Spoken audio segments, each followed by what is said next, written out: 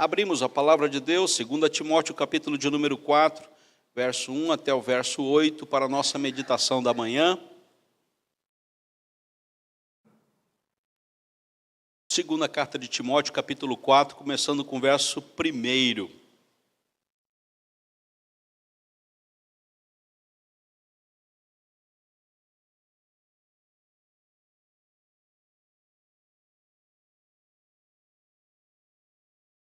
Segunda Timóteo, capítulo 4, do verso 1 até o verso de número 8.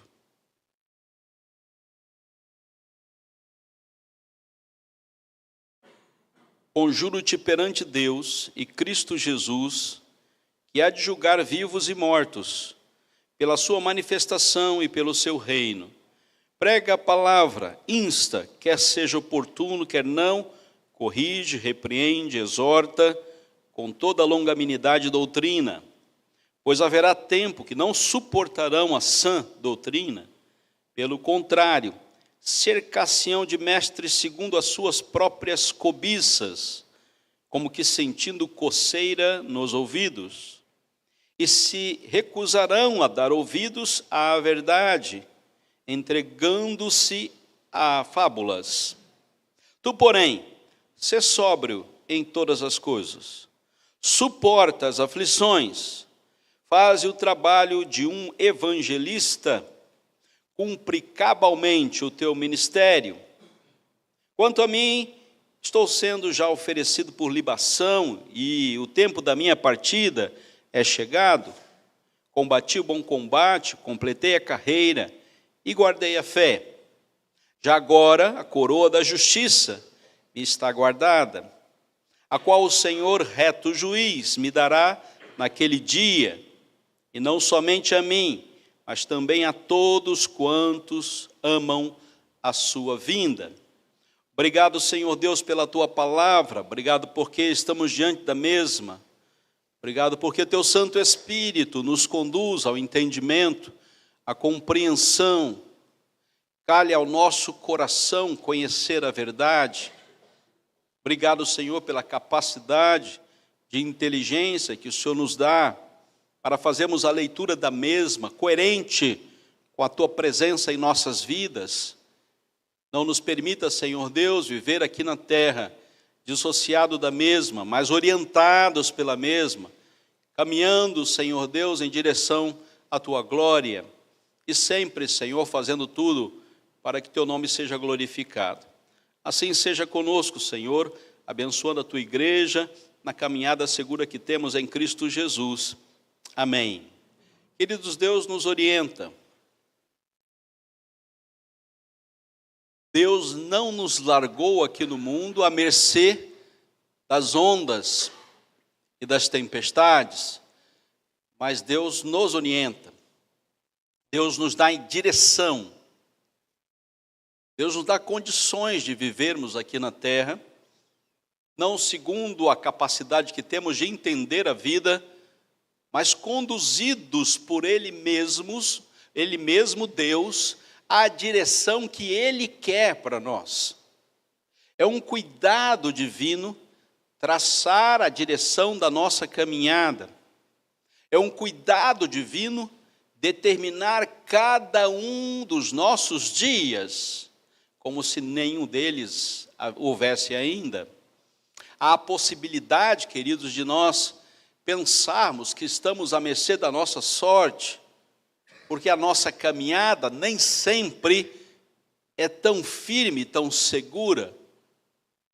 Dúvidas virão ao nosso coração, incertezas na caminhada virão ao nosso coração, vários discursos falando várias coisas a respeito da possibilidade do que vai acontecer conosco, em nossa vida particular, em nossa família ou em nossa igreja. Com a presença do pecado, temos muitas dificuldades para lidar com a nossa capacidade de erro e consertar as consequências do nosso pecado. Isso nos atrapalha bastante, mas isso não nos tira a orientação de Deus para a nossa existência. Isso não tira de nós a capacidade de vivermos em Cristo Jesus, orientados pelo seu Santo Espírito. Paulo está escrevendo uma carta a um discípulo seu que tem uma missão ministerial. E ele entende que Deus controla a sua vida, que ele está fazendo exatamente o que ele deve fazer para glorificar o nome de Deus na sua existência. Mas ele enfrenta muitos problemas. Ele passa por muitas aflições e muitas tribulações. E o texto da segunda carta de Timóteo é uma das últimas cartas que foram escritas. Só João escreveu depois disso. Então nós estamos no finalzinho do cânon. São as últimas cartas e os últimos escritos sagrados. Só João vai escrever as suas cartas e depois Apocalipse. Então nós estamos chegando no final da era dos escritos sagrados. Vai acabar aqui. E é uma hora especial onde o apóstolo Paulo já está velho, está preso, está cansado, está com dificuldades para se comunicar, está com dificuldades físicas, e ele já reclama do seu cansaço.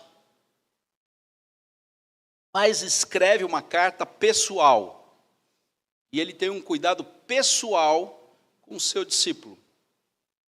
Ele vai dar algumas orientações. Ele sabe que Timóteo está tendo problemas, está tendo dificuldades, está até com vontade de desistir de fazer aquilo que Deus previamente predeterminou para a sua caminhada, ainda que as dificuldades estivessem trazendo para Timóteo muitas aflições.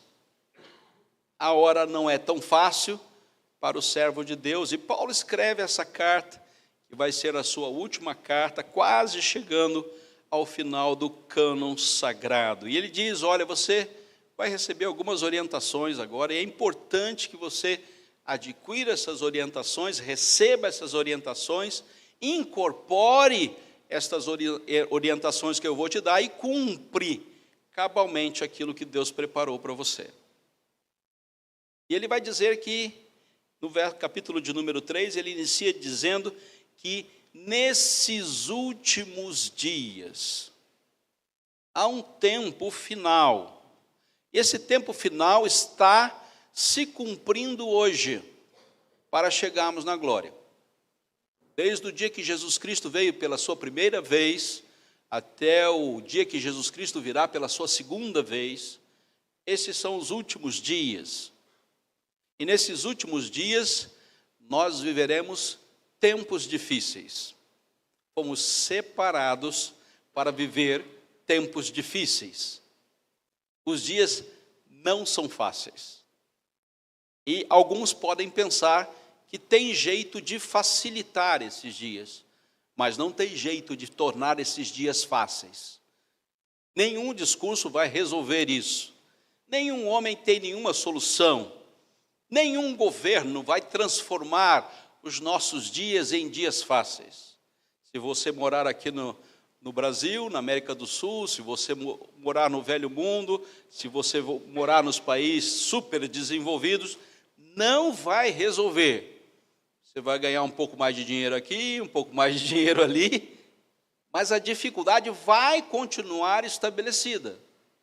Você melhora um pouquinho a sua capacidade de compra e de vida material, mas resolver o problema não vai ser resolvido. Os dias difíceis são do dia que Jesus Cristo veio até o dia que Jesus Cristo vai voltar. A coisa não vai ficar mais fácil para você. A coisa só vai evoluir mais na sua dificuldade. Porque você vai pensar que está melhorando, mas não está melhorando. O homem não se resolve por si mesmo. E segundo a leitura sociológica do nosso tempo, o homem é o lobo do próprio homem. E na igreja, isso não muda. Não muda. O homem continua sendo o lobo do próprio homem. o olhar caridoso, misericordioso, o olhar compassivo, o olhar afetuoso, só vem porque o Espírito Santo de Deus nos dá.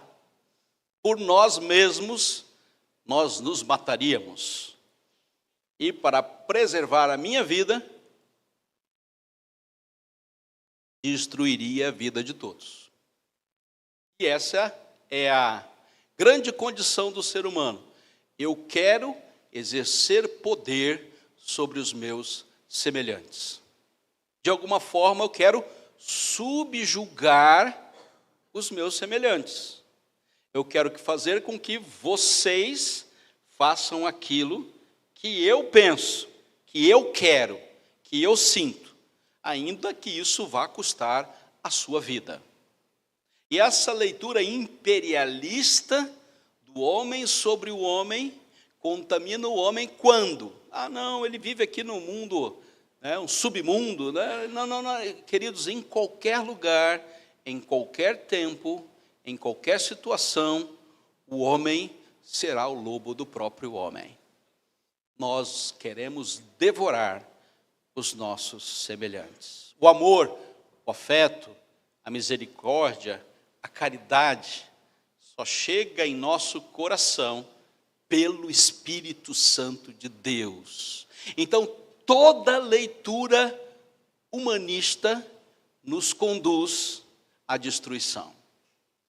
Nenhuma outra leitura, que não seja a leitura do Deus soberano, nos conduz à condução soberana de Deus. Somente, unicamente, a possibilidade de fazermos o bem, se o Espírito Santo de Deus assim nos conduzir.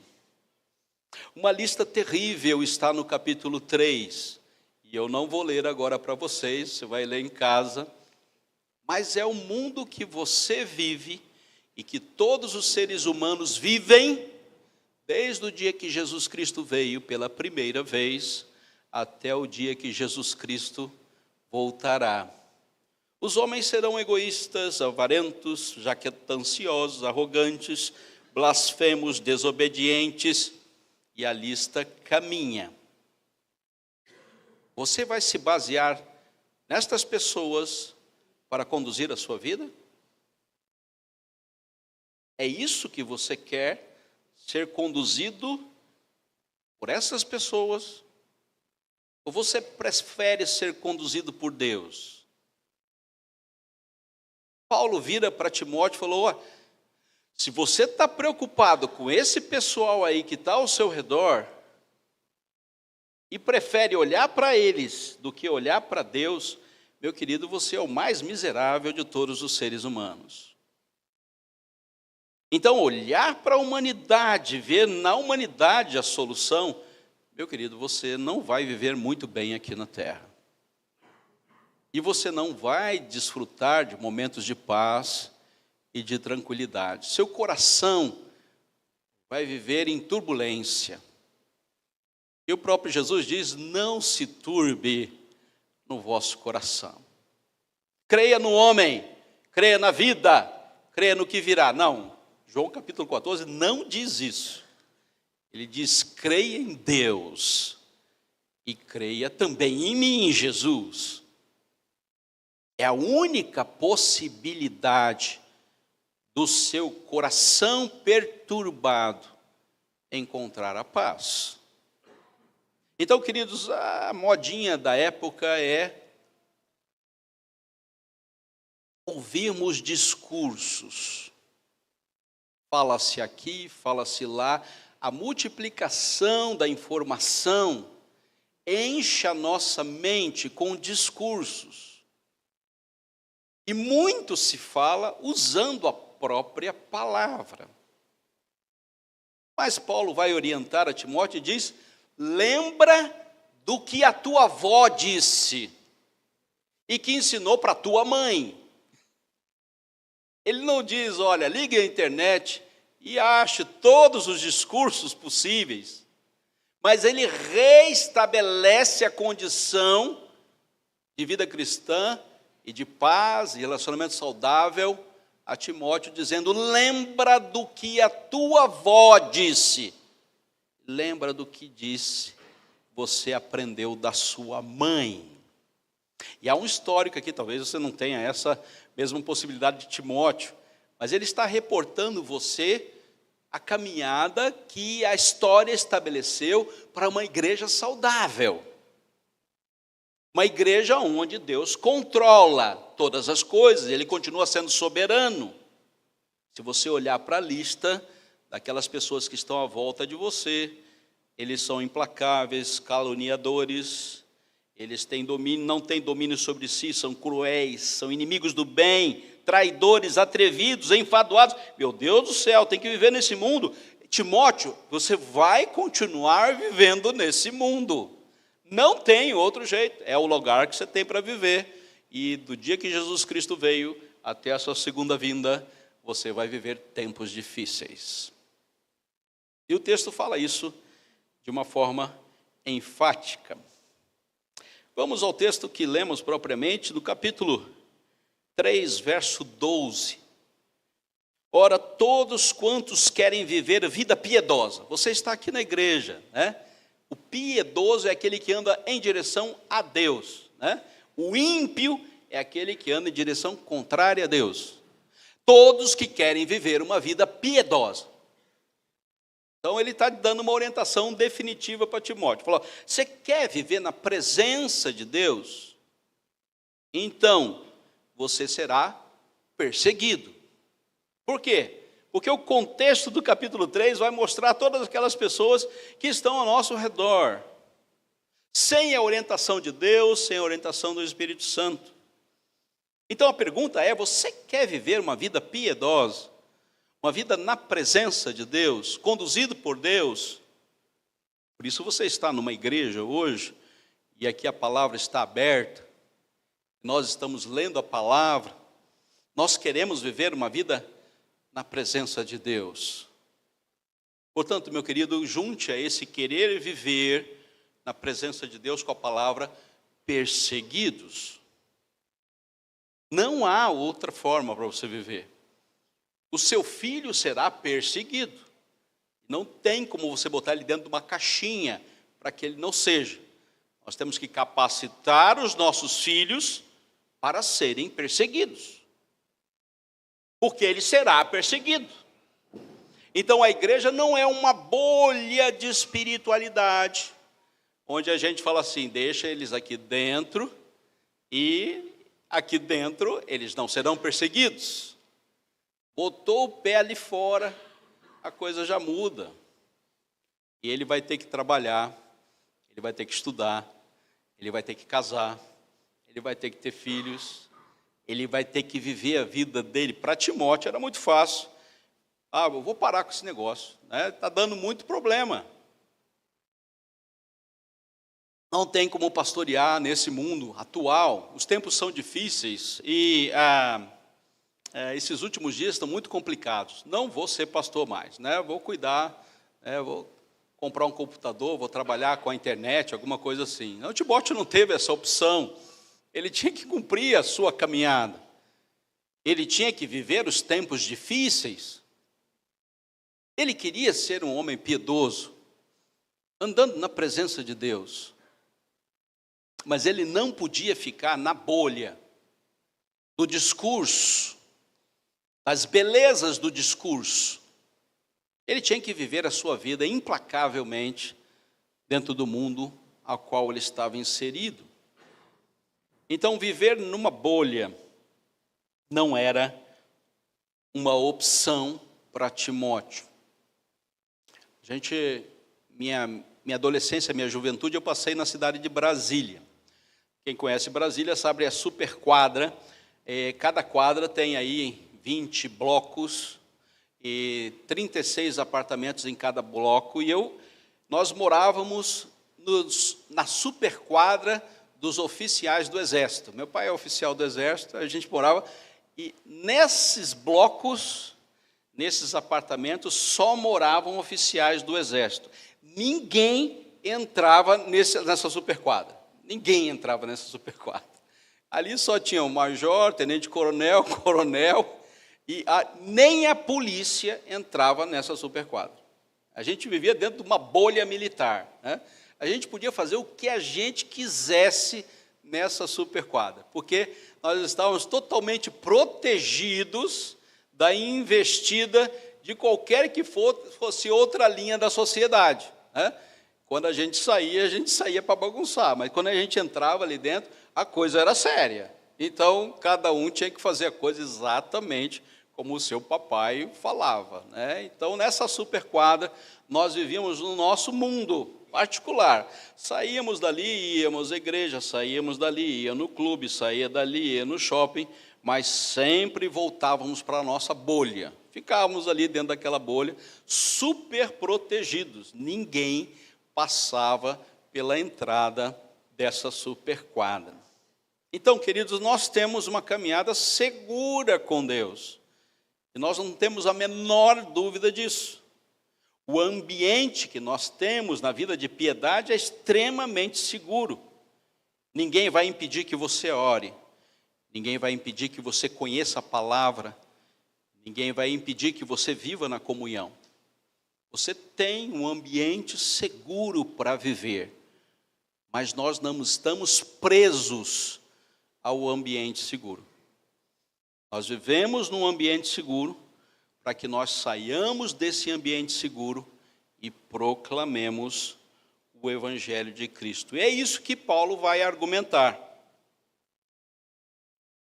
Em primeiro lugar, ele vai dizer, você deve pregar a palavra, capítulo 4, verso 2. Prega a palavra, insta, quer seja oportuno, quer não. Corrige, repreende, exorta com toda longanimidade e doutrina. A referência é a palavra de Deus. A palavra de Deus não está algemada, ela não é negociável, a verdade não é alvo de negócio. E ela vai produzir algo, ela vai produzir correção, repreensão e exortação. Prega a palavra, mas aqui não é o discurso da palavra, mas a própria palavra por si só, ela é suficiente para produzir, basta que ela seja transmitida, ela corrige, ela repreende, ela exorta. Não é a minha capacidade de fazer com que as pessoas compreendam, mas é a ação da própria palavra na vida das pessoas que vão ouvir. Você talvez nem tenha acesso àquilo que a palavra há de produzir. Não foi a sua argumentação, não foi a sua capacidade lógica, mas foi o dizer da própria palavra, porque a palavra é o Cristo vivo. A palavra é o Evangelho. E a capacidade dela agir está propriamente ligada a ela mesma, não está ligada à minha grande habilidade de fazer grandes coisas com a palavra na mão. Posso emocionar muitas pessoas, posso fazer com que vocês chorem com um belo discurso, posso até convencer vocês a colocar mais dinheiro nessa caixinha, nós estamos precisando, viu? Colocar mais dinheiro nessa caixinha para terminar a obra. Posso fazer. Isso é uma habilidade que a gente pode aprender, mas não é isso que a palavra faz. A palavra não tem a capacidade de manipular a sugestão à minha mente e a produção de um marketing espiritual. Não é isso que a palavra faz. A palavra não se limita a fazer com que vocês façam coisas. A palavra vai ao seu coração e divide como espada e faz com que aquele que não conheça passe a conhecer. E essa palavra é a palavra viva que sai da boca de Deus para o seu coração. Ninguém produz isso, somente Deus. Pois você quer viver uma vida piedosa? Você quer viver uma vida piedosa? Deixe que a palavra pregue por si mesmo a você. Transforme a palavra em algo que vai transformar a sua vida. É ela que vai transformar. E ao abrir do livro, no seu quarto, com a porta fechada, de joelhos na sua cama, que vai mudar a sua perspectiva, Timóteo. Prega a palavra, somente a palavra. Mas eu creio que Paulo está dizendo aqui para pregar para você mesmo, Timóteo. Pregue para... O problema aqui não é a igreja, o problema aqui é como Timóteo vê as pessoas que estão ao seu lado. Pregue para você mesmo, deixe. Você quer viver uma vida piedosa? Deixe que a palavra transforme a sua vida, o seu coração, a sua impiedade, a sua fraqueza, a sua imaturidade. Deixe que Deus atue no seu coração. Em segundo lugar, cuide-se. Né? Então, você quer viver vida piedosa, você tem que se cuidar. Diz o verso de número 5. Tu, porém, e ele fala, Timóteo, é contigo o negócio. O problema é com você, o mundo não vai mudar. Ele vai assim até o final dos tempos, até Jesus Cristo vir segunda vez. Não pense que isso vai melhorar. O melhor que seja o discurso, não vai mudar. Você quer viver vida piedosa? Continue. Eles não querem viver, continue. Tu, porém, resolveu a questão da palavra, agora você deve ter uma solução prática para a sua vida. Você vai cuidar de você mesmo. Em primeiro lugar, seja sóbrio. Em segundo lugar, suporta as aflições. Em terceiro lugar, trabalhe. Ele dá 3 orientações para a vida contínua do apóstolo Timóteo, do discípulo Timóteo. Em primeiro lugar, sobriedade. Veja as coisas como elas são. Não se deixe enganar. Não se deixe enganar. Hoje está muito difícil, né? Tem muito discurso bonito. Não se deixe enganar. Com toda a impiedade da raça humana, tem muito discurso belo, que enche as nossas mentes e os nossos corações de entendimentos vários a respeito de muitas coisas. Afinal de contas, o homem é muito criativo, não é? O ser humano é extremamente, não é só por isso que ele é a imagem e semelhança de Deus, né? E tem essa característica que nada mais na criação tem. Cuide-se, seja sóbrio, veja as coisas como elas realmente são. E para isso você precisa de inteligência. E a inteligência é ver o que está por trás. Sempre olhe para todas as coisas e não veja a aparência. Procure ver o que está por trás daquilo que está sendo feito. Então, a orientação de Paulo a Timóteo, você quer viver vida piedosa? Seja ao menos inteligente. Não embarque em barco furado. Não entre na conversa. Não aceite os discursos vários que este mundo há de produzir e a capacidade do homem de enganar o próprio homem. Em segundo lugar, suporta aflições. Para suportar aflições é preciso amadurecer. Amadurecer é não ir na conversa de ninguém. Não aceite nenhuma conversa. Você pode até ouvir, mas receber no coração é uma opção sua. Não aceite qualquer conversa. Em terceiro lugar, trabalhe. Faça o que você tem para fazer. O que Deus espera de você? Quer viver vida piedosa? O que Deus espera de mim na minha existência? Pregue a palavra, cuide de você mesmo. E, último lugar, Paulo já está mais velho, já está no fim da sua caminhada, ele diz, você deve se preparar. Verso de número 6. Quanto a mim, ele dá um testemunho pessoal. Estou sendo oferecido por libação, por sacrifício. e o tempo da minha partida é chegado. Uma última orientação que ele dá para Timóteo, para viver uma vida piedosa, é que o tempo da partida vai chegar. Esse relógio não tem como parar nem voltar atrás, ele vai continuar. Então a hora vai passar, o dia vai passar, o ano vai passar e a sua vida vai passar.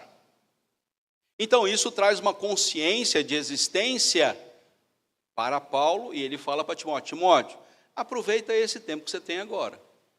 O que você tem para fazer? É esse tempo que você tem agora. Você vai ficar trancadinho dentro da bolha, vai sair para algum lugar e vai viver ali uma vida piedosa, assim como os monges na Idade Média, né? Vou viver de contemplação. É isso que Deus espera de você, é isso que Deus espera da igreja. É muito bom, é muito gostoso, uma paz interior, uma tranquilidade. É isso que Deus espera de você. Ele não quer que você faça mais nada, você viva uma vida de contemplação nos altos montes, né? Escondido de toda a perversidade. Nesses últimos tempos teríamos dias difíceis. O tempo da sua partida vai chegar. E o que você vai fazer até lá? Deus lhe deu uma missão, algo que Deus espera de você. Você tem consciência na sua vida piedosa? Combati o bom combate da fé. Você recebeu um recurso, Timóteo, que é a capacidade de crer no coração. Capacidade de crer na mente limita você aos seus discursos. Capacidade de crer no coração leva você em direção à vontade de Deus. É a única forma. Se não descer para o coração, não tem vontade de Deus. Você vai crer, crer, crer e fazer coisas segundo a sua própria orientação. Então, combati o bom combate da fé. Eu recebi a fé no coração, aonde Deus muda o meu destino. Eu vou em direção à vontade de Deus. E Paulo tem plena certeza disso. Sabe onde ele está? Ele está preso, está doente e vai morrer. Interessante, né? Todo discurso de sucesso que o mundo faz não vai em direção a nada disso. Pelo contrário, queremos maquiar o nosso caminho em direção à partida. E em último lugar, porque combati o bom combate, completei a carreira e guardei a fé. Já agora a coroa de justiça já me está guardada, a qual o Senhor reto juiz me dará naquele dia. E não somente a mim, mas a todos quantos amam a sua vinda. Prepare-se, porque o dia da partida chegará. Prepare-se, porque o combate da fé é para ser vivido na vontade de Deus. Prepare-se, porque a coroa da justiça lhe será entregue por Deus.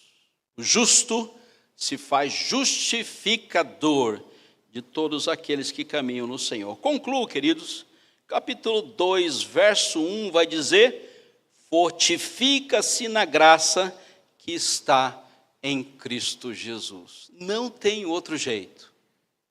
Não tem outro jeito. Ou você se firma na graça. Capítulo 2, verso de número 1. Fortifica-se na graça que está em Cristo Jesus. É o único recurso que nós temos. Os tempos serão difíceis. A bolha só nos segura aqui dentro, lá fora ela não nos segura. A capacidade que nós temos de fazer coisas está diretamente ligada ao querer de Deus e não ao nosso querer. Então precisa uma força que venha do alto, e essa força se chama graça. Essa força se chama um favor não merecido de Deus para você. Você pode ter plena certeza que Deus não vai falhar no seu projeto de existência. Do primeiro dia da sua vida até o último dia da sua vida, Deus vai cumprir o seu propósito de existência na sua presença aqui na terra, Timóteo. Por pior que seja o quadro, por mais complicado que seja conviver com essa igreja, com esses irmãos a qual você está vivendo, Deus fará cumprir o seu propósito na sua vida, Timóteo. Portanto, prepare-se para isso. Você quer viver uma vida piedosa? Então, quando for perseguido, caminhe em direção a Deus. Não tem outro jeito. O mundo vai te perseguir, só porque você é cristão. Ninguém vai se apaixonar pelo seu discurso, porque eles querem ouvir o discurso que eles querem ouvir. Não você. Deixe que a palavra faça o seu trabalho. Você vai gastar saliva e não vai mudar coisa nenhuma. Deixe que a palavra faça o seu trabalho. Porque a palavra anda por si só no seu Santo Espírito. Cuida da sua vida. Está tomando os seus remedinhos? Pois o remedinho vai ajudar. Cuida da sua saúde, meu querido. Cuida da sua saúde. Cuida da sua mente. Está cuidando das suas ideias, né? Hoje o mundo é mundo de ideias. Está cuidando do que você pensa. Direciona seu pensamento para os caminhos do Senhor. Está cuidando do seu espírito. Está na comunhão dos irmãos. Está na igreja, local seguro que a gente tem, onde os irmãos estão conosco. Então, meu querido, pode se preparar. Porque no dia da sua partida, você vai poder falar igual o apóstolo Paulo. Combati o bom combate, completei a carreira e guardei a fé. Que Deus abençoe a sua palavra. Amém.